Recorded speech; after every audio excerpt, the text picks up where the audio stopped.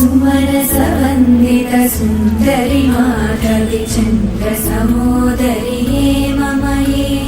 मुनिगणवन्दित मोक्षप्रदायिनि मञ्जुलभाषिणि वेदनुते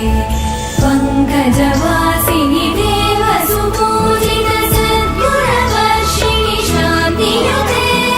जय जय हे मधुसूदनकामिनि आदिलक्ष्मि जय सुमनसवन्दित सुन्दरि माधवि चन्द्रसहोदरि हेममये मुनिगणवन्दित मोक्षप्रदायिनि मञ्जुलभाषिणि वेदनुते